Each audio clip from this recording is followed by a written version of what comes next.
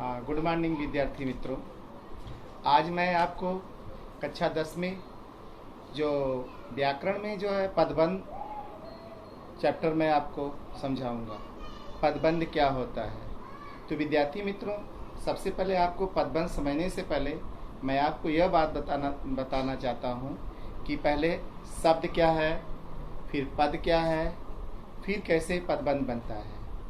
तो शब्द जो होता है, सबसे पहले है कि व्यक्ति जो होता है अपने मुख से निकली हुई जो ध्वनि जो होती है, वर्ण जो होता है, उसको हम वर्ण कहते हैं। जैसे क, ख, ग, घ, यानी क से लेकर आपका क्या है ज्ञानी ज्ञात तक है। उसके बाद आपका स्वर जो होता है अ, आ, ई, इस तरह से आपका अंग और अ ही है।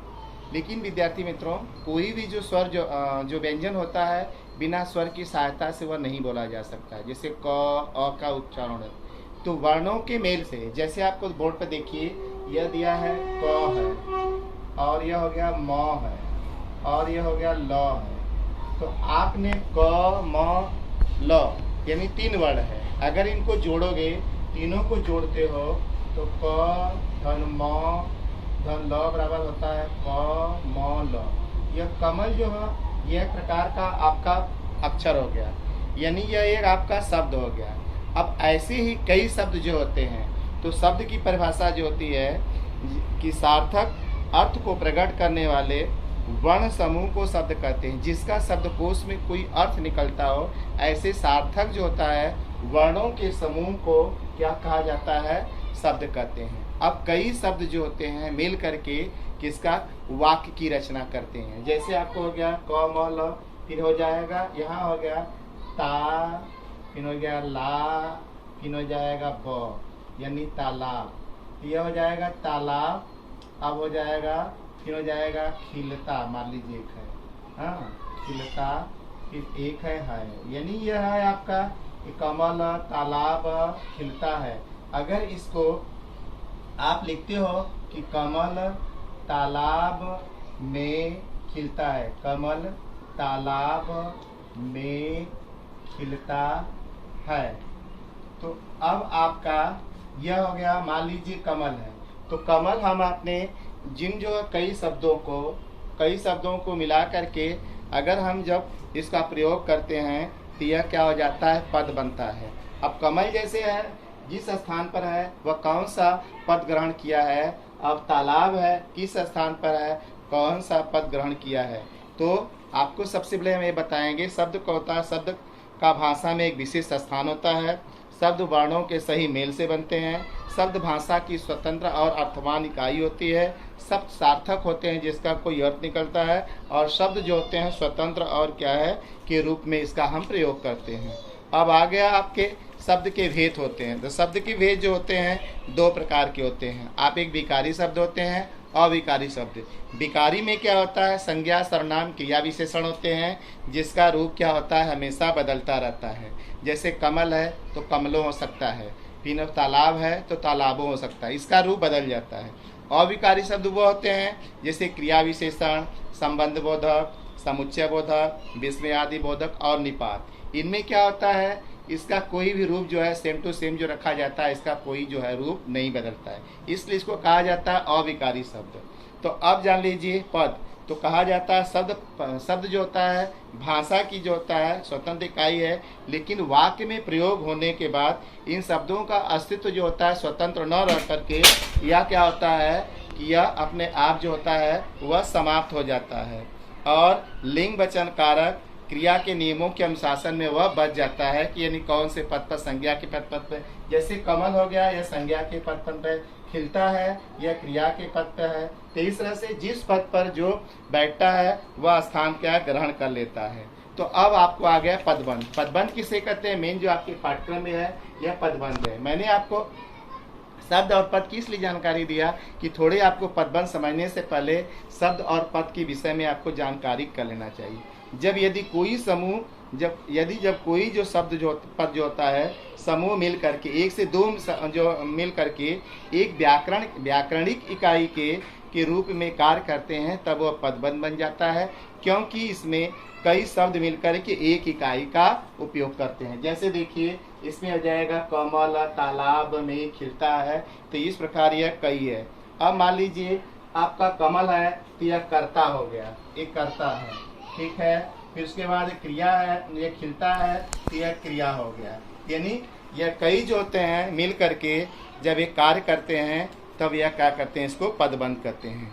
अब पदबंध के बारे में आपको जानकारी मैं देता हूँ कि पदबंध के कई भेद होते हैं। फिर पदबंध के सभी पद मिलाकर के एक इकाई का काम करते हैं।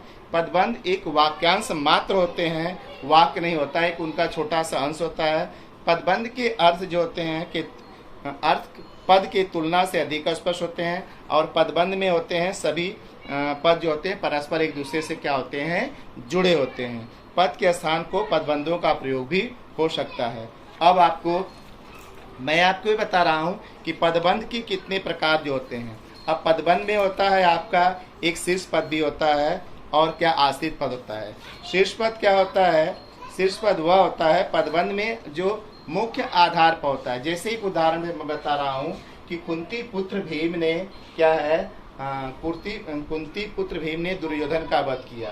तो अब आ गया आपका मतलब ये है कि कुंती आपका है, कुंती पुत्र भीम ने दुर्योधन का वध किया।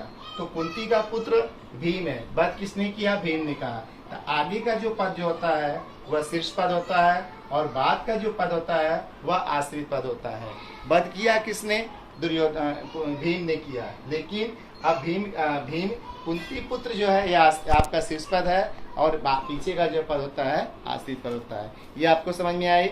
अब आपको हम आगे चलते हैं, पदबंध के भेद कितने होते हैं। तो पदबंध के भेद 5 होते हैं। मैंने बताया कि पदबंध की परिभाषा बता दिया। अब पदबंध के प्रकार या पदबंध के भेद, पदबंध के 5 भेद होते हैं। पहला होता है संज्ञा पदबंध, दूसरा होता है सर्वनाम पदबंध, तीसरा होता है विशेषण पदबंध, चौथा होता है क्रिया पदबंध, और पांचवा होता है क्रिया विशेषण पद। तो मैं आपको यह बताना चाहता हूँ कि जो आपके हैं जो संज्ञा पद के मैं जनरल इसके बाद में बताता हूँ कि जो संज्ञा पद पर यानी जो पदबंध वाक्य में संज्ञा का काम करने वाला जो होता है वह क्या होता है, संज्ञा पदबंध होता है। और वाक्य में जो सर्वनाम का जो कार्य करता है वह क्या होता है, सर्वनाम पदबंध होता है। और वाक्य में जो संज्ञा और सर्वनाम की विशेषता बताता है वह होता है विशेषण पदबंध होता है। और जब वाक्य में कोई जो है क्रिया का कार्य करता है तो वह होता है क्रिया पदबंध, और जब होता है वाक्य में जब वो क्रिया की विशेषता बताता है तो वह होता है क्रिया विशेषण पदबंध। तो मैं आपकी जनरल आज परिभाषा समझा दिया। अब आपको कल जो है इन्हीं सब पदबंधों के बारे में, संज्ञा पदबंध, सर्वनाम पदबंध, क्रिया विशेषण पदबंध, क्रिया विशेषण पदबंध, और इन सबको विस्तार रूप से उदाहरण से मैं आपको समझाऊंगा। आपको समझ में आ गया। फिर एक बार मैं जनरल चर्चा कर दे रहा हूँ कि मुख से निकले हुए वर्णों के समूह को क्या कहते हैं, शब्द या अक्षर कहते हैं। और कई जो होते हैं शब्द जो है आपके वाक्य में जब प्रयोग किया, कई शब्दों के मिलकर के वाक्य की रचना होती है, और वही शब्द जो होता है वाक्य में जब प्रयोग किया जाता है तब वह क्या बन जाता है, पद बनता है। शब्द जो होते हैं 2 प्रकार के होते हैं, विकारी शब्द और अविकारी शब्द। विकारी शब्द का रूप बदल जाता है, अविकारी शब्द का रूप नहीं बदलता है। अब इसके बाद पदबंध जो होता है, पदबंध के बारे में मैं आपको यह बताया हूँ कि जब कोई पद जो समूह मिलकर के एक व्याकरणिक इकाई के रूप में कार्य करता है तब इसको पदबंध करता है, क्योंकि इसमें कई शब्द मिलकर के एक ही इकाई का कार्य करते हैं। तो आपको बताया कि पदबंध में जो होता है इसका 2 होता है, एक शीर्ष पद होता है, एक आश्रित पद होता है। शीर्ष पद जो होता है वह मुख्य जो है पद से क्या होता है, जुड़ा होता है, और इसके आगे होता है। बाकी पीछे जो होते हैं वह आपके आश्रित पद होते हैं। और पदबंध के जो होते हैं 5 भेद होते हैं। आपको एक बार फिर बता देता हूँ, संज्ञा पदबंध, आपका सर्वनाम पदबंध, विशेषण पदबंध, और क्रिया पदबंध और क्रिया विशेषण पद। तो इतना मुझे यह है कि आपको ध्यान हो गया होगा और आप इसको आपके पाठ्य पुस्तक में है, अच्छा से आप इसको देखिए। कल मैं आपको इन्हीं 5 बंधों के बारे में विस्तृत रूप से उदाहरण सहित मैं समझाऊंगा। धन्यवाद।